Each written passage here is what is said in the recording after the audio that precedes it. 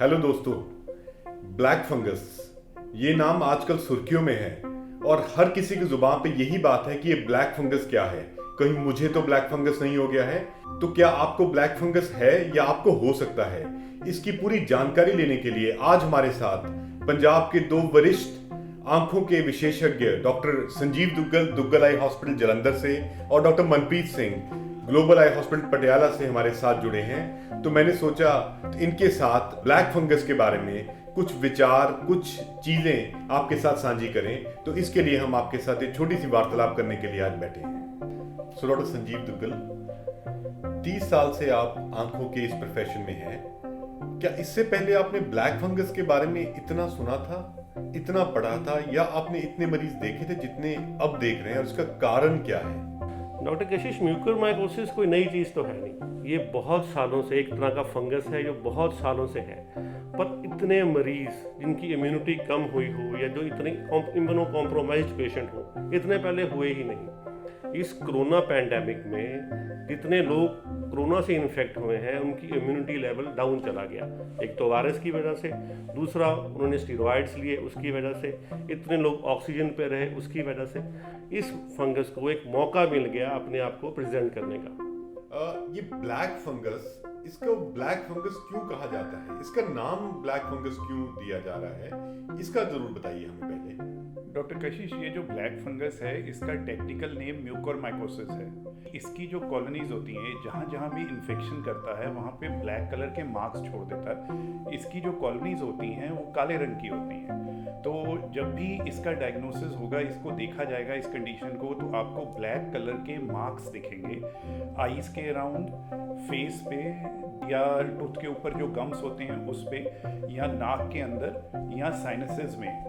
तो इस काले रंग के जो मार्क्स ये छोड़ता है जब इन्फेक्शन करता है, तो उसकी वजह से इसका नाम ब्लैक फंगस पड़ गया।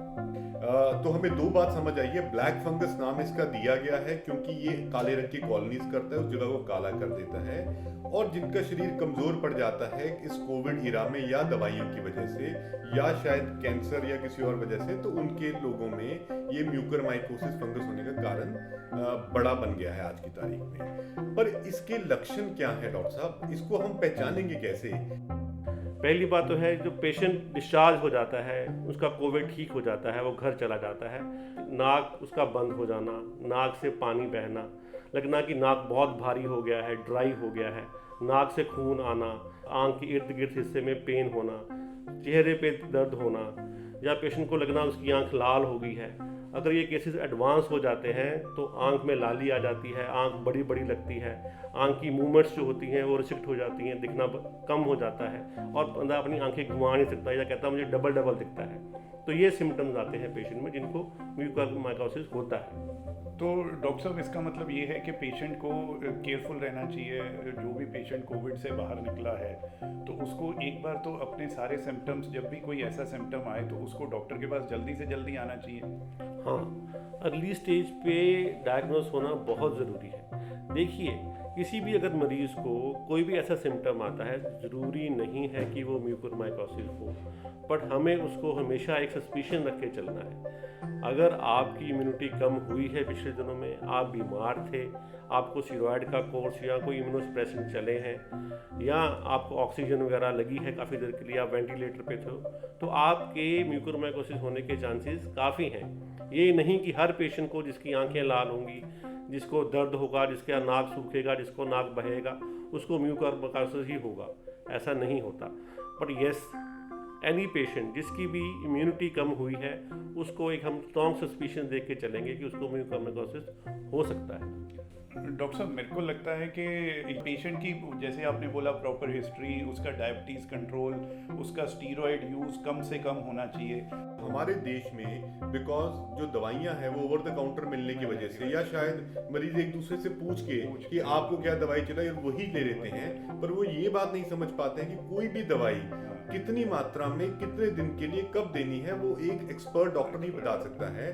तो उसको छोड़ के जब वो शुरू कर देते हैं तो उसकी वजह से केस और बिगड़ जाते हैं। ये एक बहुत बड़ा कारण है। दूसरी बात, हमारे एग्रीकल्चरल बेल्ट है जहाँ पे लोग ज्यादा खेतों में काम करते हैं, तो और ये फंगस जैसे हमने देखा है ये ज्यादातर पत्तों में, फूल पौधों में, गार्डन्स में वहाँ पे पाई जाती है। तो शायद इसलिए मेरे ख्याल से हमें ये सब सुझाव देना जरूर चाहिए कि इस टाइम पे जब ये फैली हुई है तो ये आदमी से आदमी को नहीं फैलती जैसे कोविड फैलता है, पर ये फूल पत्तों से और गार्डन से, डिकेइंग मैटर से फैल सकती है। तो इस टाइम पे हमें वो चीज़ करनी कम कर देनी चाहिए। कूलर की जगह एसी या पंखे का इस्तेमाल करना चाहिए। और सबसे ज़रूरी मेरे ख्याल हम लोगों को चाहिए कि जब आजकल के मौसम में निकले तो अपने पूरे कपड़े पहन के निकले, अपने आप को ढक के जाएं, पूरी कमीज, पूरी बाजू की, पूरी नीचे तक पैंट डालें और जूते डाल के बाहर जाएं, ताकि हमें ये जो स्पोर्स हैं जो हवा में घूमते हैं या हमारे आसपास होते हैं वो हमारे शरीर के पास ना आए। वापस आने के बाद साबुन और उससे अपने अंगों को धो लें अगर हम कभी मिट्टी में या उसमें काम करके हैं। तो इतनी छोटी छोटी बातों से हम अपने आप को काफ़ी हद तक बचा सकते हैं। अगर किसी मरीज को सिम्टम आते हैं तो वो अपने विशेषज्ञ को दिखाएं, ये सबसे खुद इलाज करने की कोशिश ना करें, अपने किसी दोस्तों को मत पूछें कि इसका क्या करना है। कृपया विशेषज्ञ के पास जाएं और उससे इलाज करवाएं। बिल्कुल ठीक। अगर उसको जल्दी पकड़ लिया जाए तो इसका इलाज संभव है और काफ़ी आसान है, पर अगर ये पकड़ में लेट आएगा तो इसका इलाज बहुत ही मुश्किल हो जाएगा। तो early detection is the key.